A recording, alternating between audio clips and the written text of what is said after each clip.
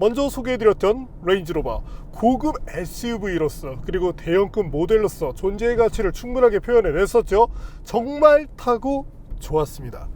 사실 제가 이렇게 지상고 높은 차를 좋아하진 않습니다. 그럼에도 불구하고 그 차는 이야, 고급 SUV의 느낌이 이거지, 이런 안락함, 이건 정말 너만이 할 수 있어, 이런 매력을 표현했는데, 오늘은 그보다 대중 친화적인 모델을 만나고 있습니다.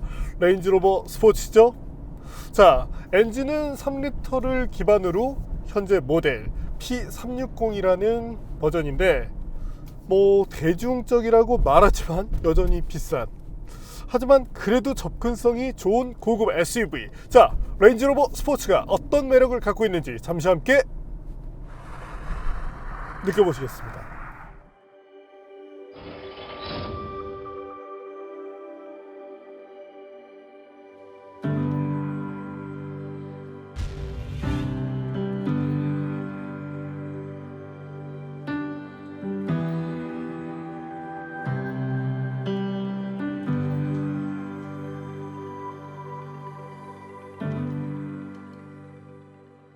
디자인은 레인지로버와 벨라 중간 느낌을 보여줍니다.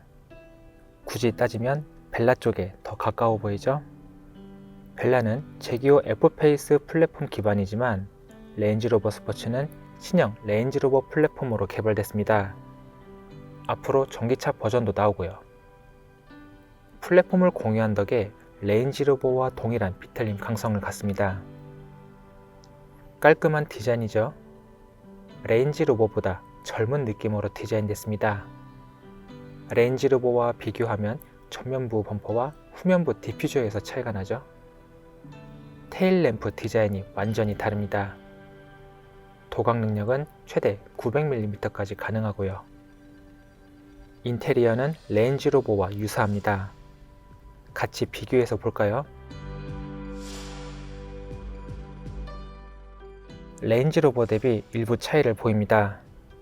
저희가 테스트했던 레인지로버가 고급 원목을 사용했다면 이번 레인지로버 스포츠는 포지드 카본으로 실내가 꾸며졌습니다. 카본 파이버가 카본 원사를 방직해 만들었다면 포지드 카본은 카본 원사를 자르고 고압으로 눌러서 제작하는 방식입니다. 패턴 디자인이 독특하죠?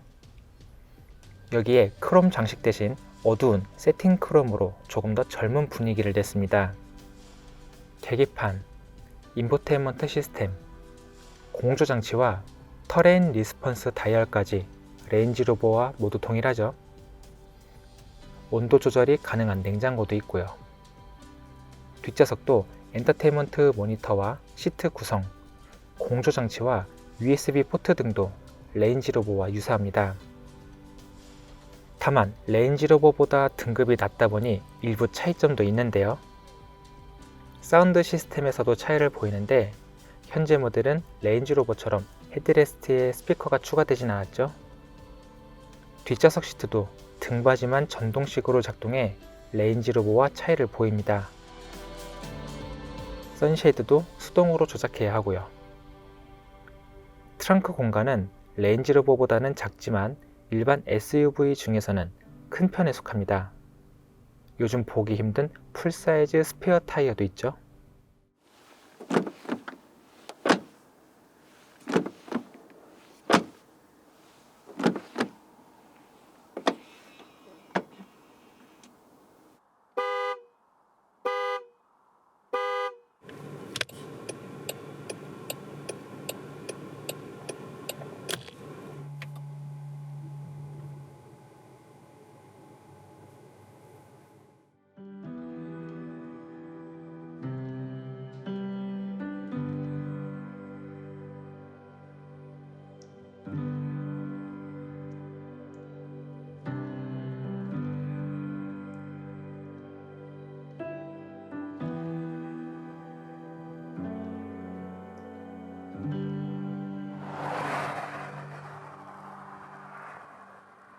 확실히 사운드 시스템은 잘 정리가 되어 있고요. 기본 스테레오 모드에서 듣는 것을 권장하지만 메리디안 모드에서도 충분히 수긍할 만한 그런 음질, 입체감을 보여주기 때문에 의외로 이쪽을 선호하실 분들이 더 많지 않으실까 싶네요. 물론 음악을 좋아하시는 분들은 디폴트 값을 가장 사랑하시리라 믿어보고요. 오프로드 주행을 하다 보면 뭐 부득이하게 후진을 해야 되는 경우도 있는데 지금 보시는 것처럼 상당히 편하게 진행할 수 있고요. 현재 테스트 중반인데요. 연료량이 지금 절반 밑으로 떨어져서 연료 보충이 필요합니다. 나머지 테스트를 하기 위해서요. 자, 현재 지역이 강원권이거든요. 그래서 이 고급류가 필요한데 이를 위해서 앱을 사용해 보겠습니다. 여러분들도 많이 사용하고 계실 오일 나우 앱인데요. 마침 PPL로 들어왔어요. 실제 저희 팀에서 많이 사용하는 앱이기도 하고요. 가입하는 방법도 쉬운데요. 카카오톡 인증을 사용하면 매우 간편하게 처리를 할 수 있죠. 당연히 이 앱을 쓰는 가장 핵심적인 이유, 주유할 때 편하기 때문인데요. 내가 있는 위치에서 가장 저렴한 주유소를 보여줍니다. 근데 저렴하긴 한데 거리가 너무 멀리 떨어져 있다면 여기에 오가면서 소요되는 연료 소모량도 생기게 돼요. 때문에 저렴한 것, 그리고 짧은 거리의 주유소를 5곳을 추천해 줍니다. 그리고 주유소까지 가는 길을 내비게이션과 연동해서 보여주고요. 단순하게 리터당 가격뿐만 아니라 내가 주유하는 양이 보통 30리터다 이렇게 맞춰 놓으면 그에 따른 가격을 손쉽게 보여줍니다. 상당히 좋은 아이디어예요.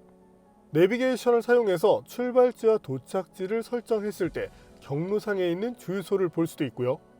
부가 기능으로 주유소에 세차장이 있는지도 확인할 수 있습니다. 의외로 유용해요. 이 밖에 내가 선호하는 브랜드의 주유소를 필터링해서 볼 수도 있고요.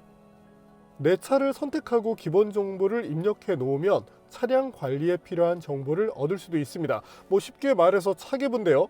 차계부를 잘 쓰지 않는 이유, 입력하는 것이 귀찮기 때문인데 이런 것들이 자동으로 입력되니까 매우 편합니다.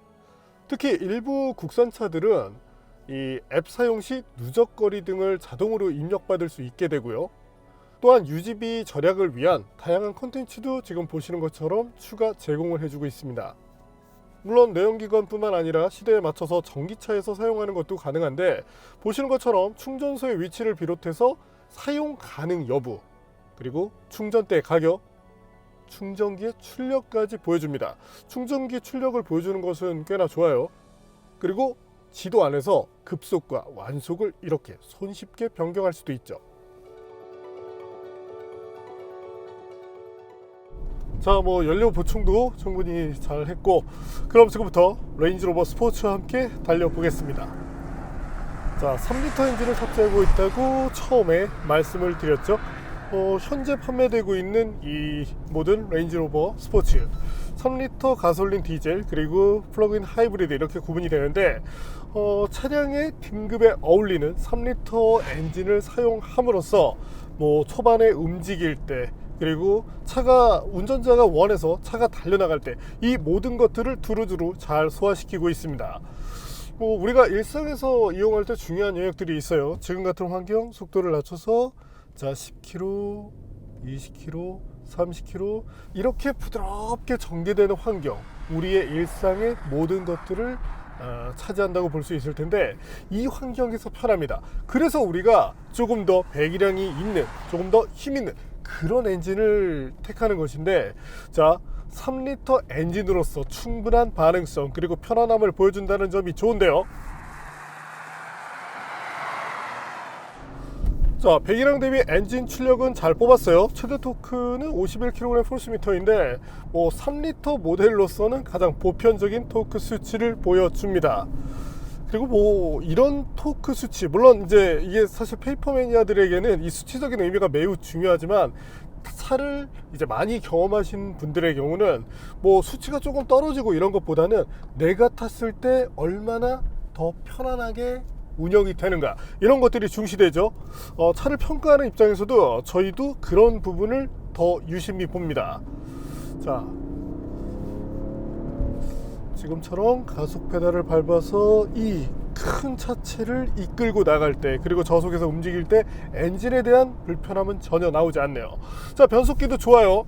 이 랜드로버도 제기어도 그랬지만 이 ZF7 변속기를 갖고 와서 나름대로 잘 튜닝해서 사용합니다. 일부 이 랜드로버의 4기통 모델들이 상당히 좀 속을 썩이는 경우들이 많이 있었어요.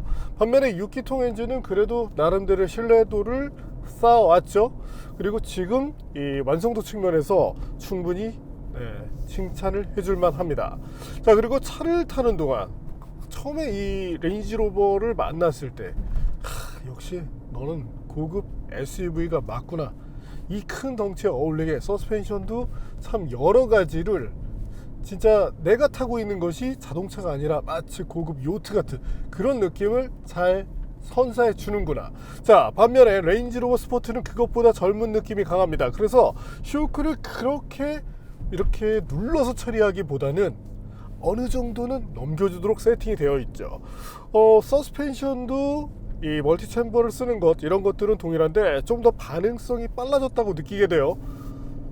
그리고 스티어링 휠 이렇게 조작할 때 이때도 반응에서 조금 더 뛰어납니다. 자, 잠시 서스펜션 볼까요?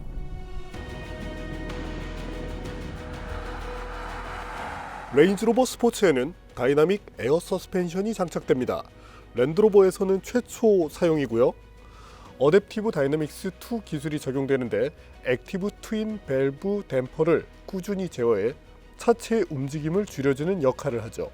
초당 500번 모니터링을 하도록 설계되었고요. 덕분에 조금 더 안정적이며 차분한 운전 환경이 만들어집니다. 특징으로는 기존 대비 더 단단한 댐핑 압력을 갖고 있고요. 물론 서스펜션의 고유 역할인 코너링에도 도움이 되는데 사륜 조향 시스템, 토크 벡터링, 전자식 디퍼렌셜과 유기적으로 호흡해 가장 이상적인 주행 조건을 설정해 줍니다.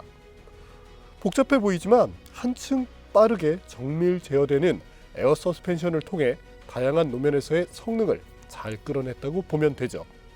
지상고 조절 등의 기본 기능도 물론 제공되고요. 기능적인 부분을 떠나서 어쨌든 운전자가 느끼기에는 딱 두 가지죠. 자, 내가 원할 때 바디롤을 충분히 잡아주느냐, 또 하나 일상에서의 승차감을 유지하느냐. 적어도 그 부분에 대해서 80점은 당연하고 90점 이상을 줄 수 있는 것이 현재 레인지로버 스포츠의 서스펜션이다, 이렇게 보면 될 것 같습니다. 물론 컴포트 측면으로 놓고 보면 당연히 레인지로버가 나아요. 뒷좌석 승차감도 물론 좋은 편이에요. 자, 우리가 승객들, 특히 가족을 태웠을 때 좌석이 불편하다면 운전자의 마음도 사실 편하지가 않습니다. 비싼 돈을 주고 차를 샀는데 뒤쪽에서 멀미를 한다든지 이런 것들이 뭐 사실 좋은 그런 여건은 아니잖아요. 현재 레인지로버는 이 서스펜션이 보여주는 이점, 이것이 단순하게 물렁물렁하면서 상하 움직임을 이렇게 만들어서 멀미를 유발하는 것이 아니라 적당히 잡아줄 때는 잡아주고 부드럽게, 예를 들어 다리 이음매 같이 짧고 날카로운 쇼크가 들어오는 것들은 잘 잡아주는 만큼 나와 내 가족에게 조금 더 나은 승차감을 제공해주고 있습니다. 그래서 뒷좌석 승차감이 뭐 좋다는 얘기예요.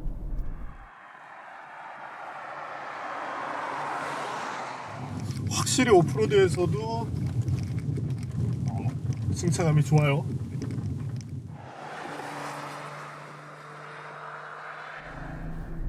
자, 현재같이 온로드 환경에서 달리고 있을 때도 이 차량이 보여주는 여러가지 이점을 잘 누릴 수가 있습니다. 랜드로버는 4륜구동 시스템으로 유명한 브랜드예요. 그래서 턴앤 리스폰스 시스템 2 이런 것들이 장비가 되어 있는데, 뭐 쉽게 말해서 전자적으로 내가 별다른 일을 하지 않아도 차가 알아서 여러 도로 주행 조건에 잘 대응을 해준다고 보시면 됩니다. 그리고 현재 모델에는 다양한 기능들이 더 들어가 있어요. 네, 그리고 다이나믹한 운전을 위해서도 나름대로 힘을 써주는 만큼 운전자는 뭐 페달의 조작, 뭐 브레이크, 그리고 가속 페달이 있겠죠. 자, 그리고 스티어링 휠만 돌리는 것만으로도 생각보다 많은 것들을 더 안전한 환경 안에서 해나갈 수 있다, 이렇게 보시면 됩니다. 기계식 시스템이 보여주는 이점도 있지만 이 첨단의 시스템이 보여주는 이점 역시 무시하기 힘들거든요. 때로는 이 발전에 대한 그런 것들이 우리에게 더 많은 것들을 제공해 준다, 이렇게 봐주시면 됩니다. 자, 정숙성은 어떨까요?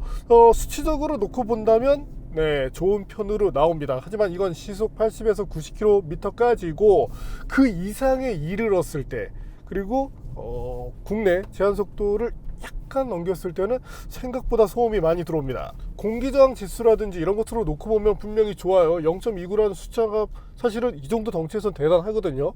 하지만 이 속도 상승에 따른 바람 소리를 조금 더 저감시켜 줄 수 있다면 이 레인지로버 스포츠를 택한 소비자들의 만족도가 더 높아지게 되겠죠. 자, 그리고 우리가 차를 운영하는 환경, 가장 먼저 하는 게 뭘까요? 자, 문을 열고 그리고 올라타겠죠. 이때가 좀 불편합니다. 물론 이 에어 서스펜션의 레벨을 로딩 상태, 자, 적재 모드로 낮췄을 때는 조금 나아지긴 합니다. 그래도 지상고 자체가 낮은 차는 아니에요. 자, 이번에는 발진 가속 성능을 보겠습니다.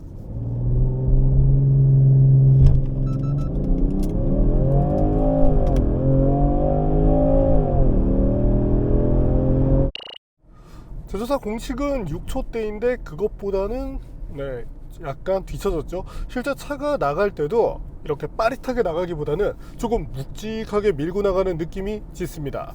물론 답답함이 있지는 않아요. 그래서 우리가 일상에서 이 차를 어떻게 다루던 어떤 환경에서 타던 불편함은 없지만 어쨌든 가속 성능 자체는 이 정도 나오더라. 그리고 이 주변에 있는 차들과 비교를 했을 때 이 정도의 성능이더라. 네, 이렇게 보시면 됩니다. 그리고 후반까지 그래도 일정하게 쭉 속도를 올려가는 타입이기 때문에 뭐 고속주행과 어울리는 차는 아니지만 불편함은 없고요. 자, 그리고 스티어링 시스템, 서스펜션이 근본적으로 컴포트 쪽, 좀 말랑말랑한 이런 쪽을 지향하다 보면 승차감이 좋아지는 반면 핸들링 성능이 떨어지는 경우가 많습니다. 자, 최근 저희가 탔었던 그랜저 어땠나요? 아마도 서스펜션에서 정말 점수를 높게 주기 힘든 차였어요. 하지만 이 물렁물렁한 걸 통해서 이 어르신들에게 어울리는, 예전에 그 그랜저 1세대, 2세대를 타셨던 분들의 취향을 맞췄잖아요. 그러니까 뭐 하나라도 제대로 하면 되는데 그런 측면에서 분명히 이점이 있습니다. 자, 그리고 현재 모델은 에어 서스펜션을 갖고 있죠. 그리고 약간 더 온로드 중심으로 튜닝이 되어 있다 보니까 부드러움은 그래도 나름대로 잘 살렸어요. 타자마자 이 차에 에어 서스펜션 있구나를 충분히 느낄 수 있고, 스티어링 휠을 이렇게 조작할 때 나름대로 민첩한 느낌을 받습니다. 이 차의 무게 그리고 차체 크기 이런 것들을 감안해서 본다면 나름대로 날렵하다고 할 수 있어요. 물론 경쟁 모델이라고 할 수 있는 카이엔, BMW X5, X6 이런 차들과 비교를 하면 그것보다는 무딘 느낌이 있지만 적어도 일반적인 동급의 모델들과 비교를 한다면 충분히 경쟁력 있는 핸들링 성능을 보여줍니다. 그리고 여기에 또 하나 이제 영향을 주는 것이 뭐냐면 사륜 조향 시스템이 있죠. 자, 사륜 조향 시스템, 저속에서는 최대 7도 이상, 이 각도 자체가 여유가 있는 편이죠. 그래서 좁은 공간에서도 이 큰 덩치의 SUV, 특히 유턴할 때 매우 편하게 진행을 할 수 있습니다. 그리고 고속 주행을 하고 있을 때는 또 같은 방향, 스티어링 휠과 같은 방향으로 움직이기 때문에 안정감을 추구한다는 측면에서도 이점이 있고요.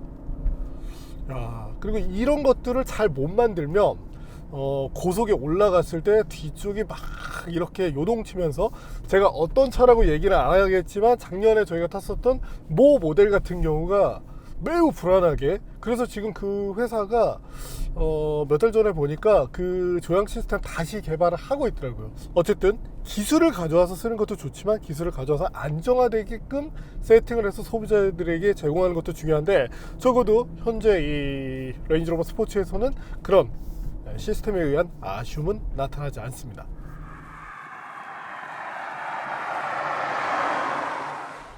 자, 그럼 뭐 좋은 것들만 얘기한 것 같은데 사실 가격이 조금 비싸 보이긴 해요. 이전과 비교를 한다면 가격이 좀 더 올랐죠.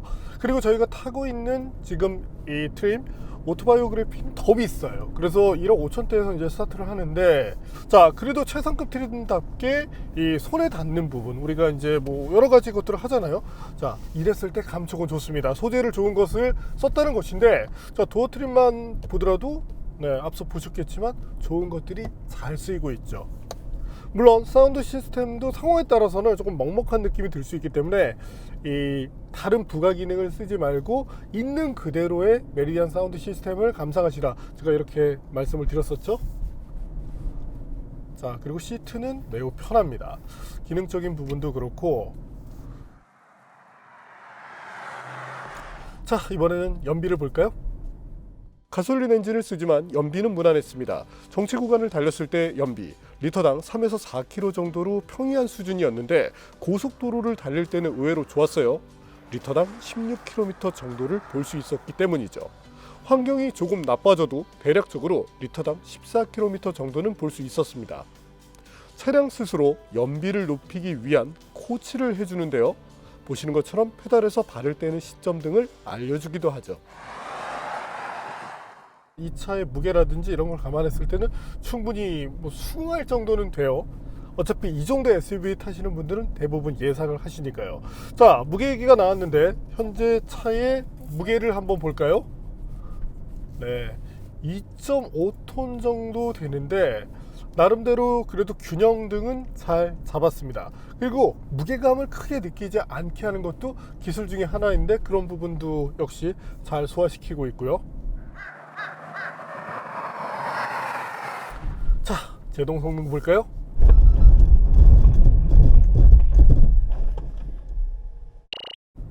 이 부분은 이전에 레인지로버를 탈 때도 그랬지만 조금 아쉬운 부분이긴 합니다. 특히 지금 레인지로버 스포츠 온로드 중심 모델인데 사계절 타이어를 끼운 것을 감안하더라도 차가 조금 밀리는 편이었어요. 매 회마다 지금 이렇게 증가를 하고 있는데 평균적으로 저희가 냈을 때 한 41m대를 보여주죠. 이 차의 덩치를 감안했을 때는 이해는 할 수 있습니다. 하지만 고급차로서 조금 더 안전을 추구하는 측면에서 놓고 본다면 네, 이것보다는 그래도 한 2m, 3m 정도는 줄여주면 더 나을 것 같네요. 타이어는 현재 피렐리 것을 사용하고 있는데 성능 자체는 평이한 편이고 참고로 지금 22인치를 쓰고 있습니다.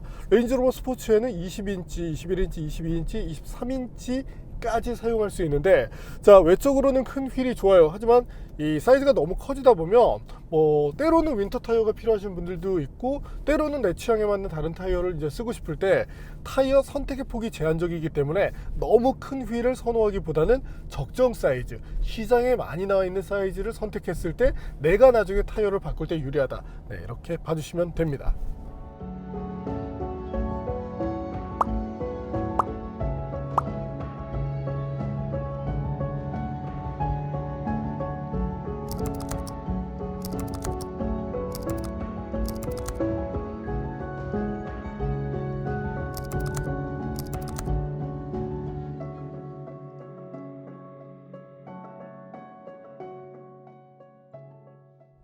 네, 오늘 만난 레인지로버 스포츠 여전히 마음에 드는 차 중에 하나입니다. 그리고 여행을 다닐 때 이와 같은 SUV들이 이제 진가를 보여주는데 나만 편하게 볼 것이 아니라 우리 가족들에게 높은 지상고를 통해서 더 많은 것들을 보여줄 수 있죠. 그리고 다른 승객들에게 편안함을 주는 충분한 승차감, 거기에 이 차가 갖고 있는 오프로드 대응 능력은 정말 못 갈 곳이 없다라는 말을 쉽게끔 자아내게 해주죠. 그리고 터레인 리스폰스 시스템도 많이 발전을 했고 여기에 각종 시스템이 어우러지면서 나의 운전 실력이 부족하더라도 차가 그 모든 것들을 메꿀 수 있게 해줍니다. 그것이 우리가 신세대 SUV, 고가의 고급 SUV를 타는 또 하나의 이유가 되기도 하고요. 자, 몇몇 아쉬움도 있었지만 그렇다 하더라도 일단 상품성 자체에서만큼은 나름대로 경쟁력을 갖춘 것이 바로 현세대 레인지로버 스포츠다, 이렇게 정리를 하고 싶네요. 네, 오늘은 레인지로버 라인의 가장 합리적인 또는 대중적인 모델 레인지로버 스포츠를 만나봤습니다.